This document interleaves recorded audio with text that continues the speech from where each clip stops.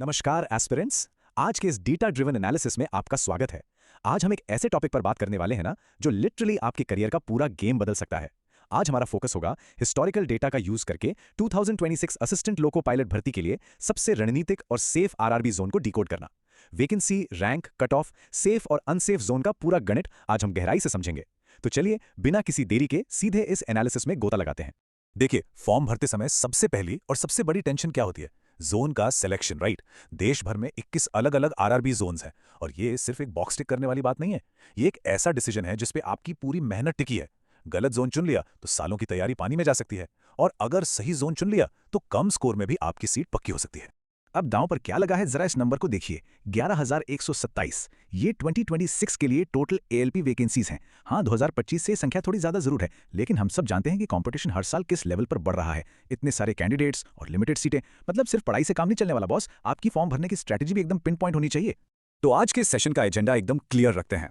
सबसे पहले 2026 की वैकेंसी और टाइमलाइन अपडेट्स देखेंगे, फिर उस वैकेंसी मिथ की धज्जियां उड़ाएंगे जो लाखों छात्रों को फंसाता है। इसके बाद पास डेटा का एनालिसिस, सेफ जोन चुनने का फॉर्मूला और फाइनली फॉर्म भरने की एक अचूक स्ट्रैटेजी डिस्कस करेंगे। तो चलिए सबसे पहले हम 2026 की वैकेंसी और टाइमलाइन अपडेट्स पर नजर डालते हैं और उस सवाल का जवाब ढूंढते हैं जो इस वक्त हर एस्पिरेंट के दिमाग में घूम रहा है कि भाई 2025 के रिजल्ट्स कब आ रहे हैं, क्योंकि आगे की बहुत सी रणनीतियां इसी रिजल्ट पर तो टिकी हैं।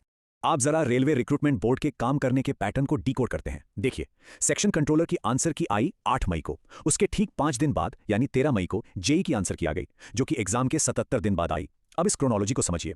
एग्जाम्स बैक टू बैक हुए थे और बोर्ड अब सुपर फास्ट मोड में काम कर रहा है। इसका सीधा सा मतलब यह है कि एएलपी 2025 सीबीटी 1 के रिजल्ट्स 20 से 25 मई के बीच लिटरली किसी भी वक्त ड्रॉप हो सकते हैं। चलिए अब आगे बढ़ते हैं अपने दूसरे सेक्शन की तरफ, जो है द वैकेंसी मिथ। ये इस एनालिसिस का सबसे क्रूशियल पार्ट है, क्योंकि हमें उस गलतफहमी को दूर करना है जो हर साल लाखों एप्लीकेंट्स को अपना शिकार बनाती है।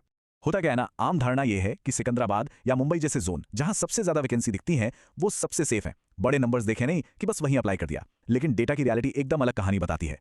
जब किसी जोन में बहुत ज्यादा वैकेंसी होती है तो वहां शुरू होती है हर्ड मेंटालिटी, यानी भेड़चाल। मैक्सिमम कैंडिडेट्स वहीं भागते हैं और नतीजा, वहां का कंपटीशन और कट ऑफ एकदम आसमान छूने लगता है। तो याद रखिए, ज्यादा वैकेंसी का मतलब आसान सिलेक्शन बिल्कुल नहीं है। ये एक बहुत बड़ा ट्रैप हो सकता है।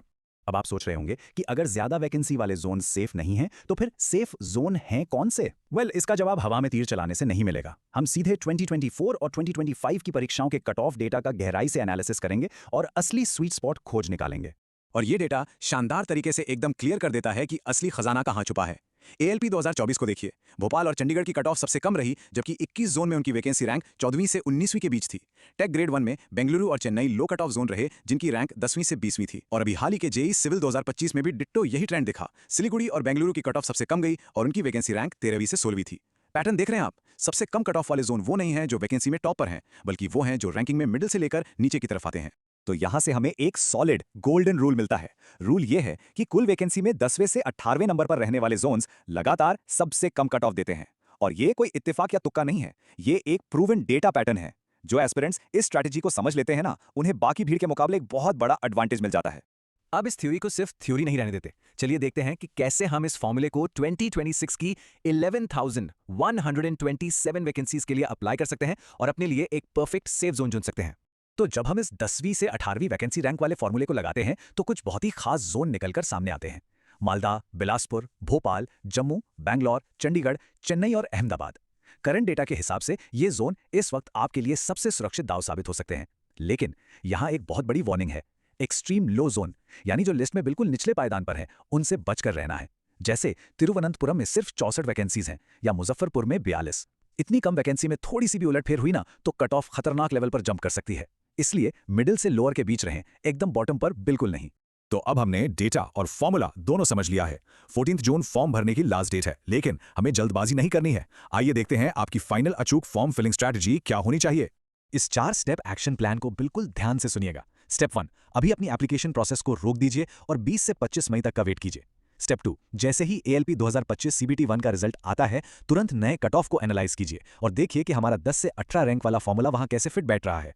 स्टेप 3, उन 10-18 रैंक वाले सेफ जोन में से उसे चुनिए जो आपके घर के सबसे करीब हो, क्योंकि पास का जोन हमेशा ज्यादा प्रैक्टिकल होता है। और स्टेप 4, अपनी तैयारी को एनसीईआरटी के चैप्टर वाइज क्वेश्चन बैंक से एकदम पुख्ता कर लीजिए, क्योंकि डेटा चीख चीख कर कह रहा है कि टीसीएस सीधे एनसीईआरटी से सवाल उठा रहा है। और अब सबसे बड़ा सवाल यही है, क्या एस्पिरेंट्स फिर से उसी पुरानी भीड़ का हिस्सा बनेंगे और ज्यादा वैकेंसी के लालच में फंसेंगे, या फिर इस बार इस डेटा का स्मार्टली यूज करके अपनी सीट पक्की करेंगे? गेम पूरा स्ट्रैटेजी का है। 20 मई के आसपास आने वाले उस क्रूशियल डेटा का इंतजार कीजिए, उसका अच्छे से एनालिसिस कीजिए और एक स्मार्ट डिसीजन लीजिए। आज के इस डेटा ड्रिवन एनालिसिस में हमारे साथ जुड़ने के लिए